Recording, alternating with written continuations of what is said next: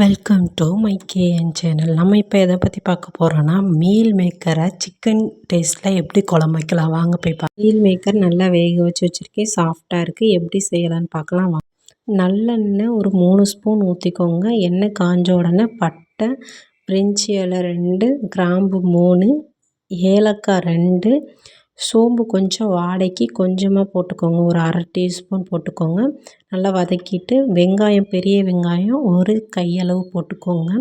ஏன்னா இது ஒரு ஃப்ளேவருக்காக தான் போடுறோம். நம்ம டேஸ்ட்டுக்கு வந்து சின்ன வெங்காயம் தான் போட போகிறோம். சின்ன வெங்காயம் கொஞ்சம் அதிகமாக சேர்த்துக்கோங்க, குழம்பு நல்லா டேஸ்ட்டாக இருக்கும். நம்ம என்ன குழம்பு வச்சாலும் சின்ன வெங்காயம் போட்டு வதக்குனா அது ஒரு நல்ல ஒரு டேஸ்ட்டு கொடுக்கும்.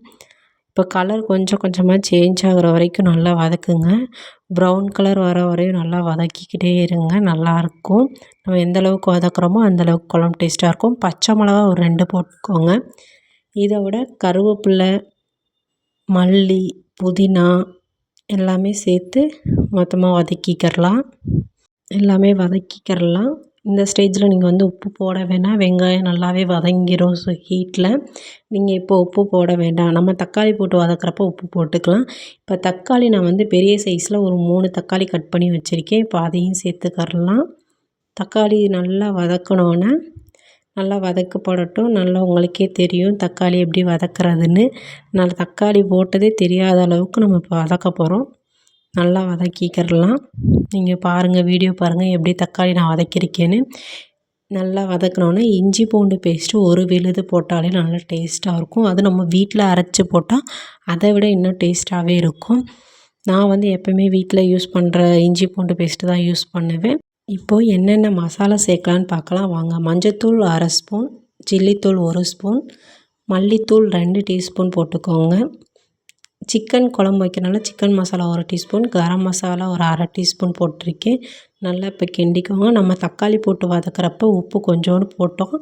இப்போ இருந்தாலும் இந்த மசாலாலாம் போட்டிருக்கோம், அது டேஸ்ட்டு கொடுக்கறதுக்காக கொஞ்சோண்டு கடல உப்பு நான் போடுறேன். நல்லா வதக்கிக்கிறலாம். இப்போ நம்ம சிக்கன் டேஸ்ட்டில் வைக்கிறனால தயிர் 1 ஸ்பூன் ஊற்றிக்கிறலாம். இப்போ நல்லா வதக்குனோம்னா நமக்கு கலர் சேஞ்ச் ஆகிறது நல்லாவே தெரியும். தயிர் ஊற்றினா சிக்கன் குழம்புக்கு நல்லா டேஸ்ட்டு கொடுக்கும். அதே மாதிரி தான் மீல் மேக்கருக்கும் நம்ம தயிர் ஊற்றி சிக்கன் டேஸ்ட்டில் நம்ம இப்போ மீல் மேக்கர் குழம்பு வைக்க போகிறோம். இப்போ நல்லா உங்களுக்கு கலர் சேஞ்ச் ஆகிருக்கும். இப்போ நீங்கள் டேஸ்ட் பண்ணி பார்த்தா நல்லாயிருக்கும். இப்போ இந்த ஸ்டேஜில் மீல் மேக்கரை இதில் போட்டு நல்லா வதக்கிக்கிறலாம். இப்போ இந்த மசாலா ஃபுல்லாக மீல் மேக்கரில் கொஞ்சம் நேரம் ஊறணும். அதுக்குள்ளேயே நம்ம வந்து என்ன பண்ணலான்னா, தேங்காய் அரைச்சி ஊற்றுறதுக்கு என்னென்ன செய்யலான்னு பார்க்கலாம் வாங்க.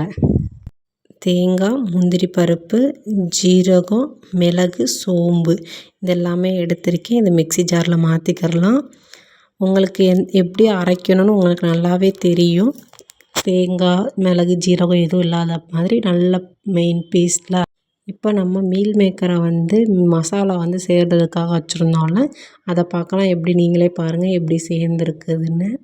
நல்லா எல்லா மீல் மேக்கர்லையுமே சேர்ந்துருக்கு. இப்போ நம்ம அரைச்ச மசாலா வந்து இதில் சேர்த்துக்கரலாம்.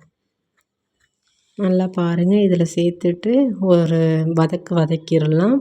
இப்போ இந்த தேங்காயோட மசாலா வந்து மீல் மேக்கரில் சேர அளவுக்கு நல்லா வதக்கிக்கிறலாம். கொஞ்சோண்டு இதை நம்ம வந்து வாஷ் பண்ணி அந்த தண்ணியுமே இதில் நீங்கள் தாராளமாக ஊற்றிக்கிறலாம்.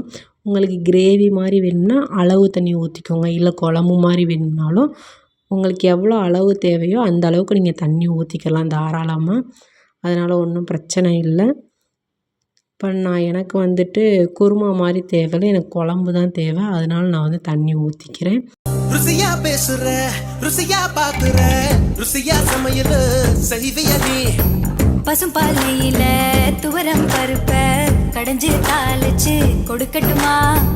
பத்திய சோறா நான் உனக்கு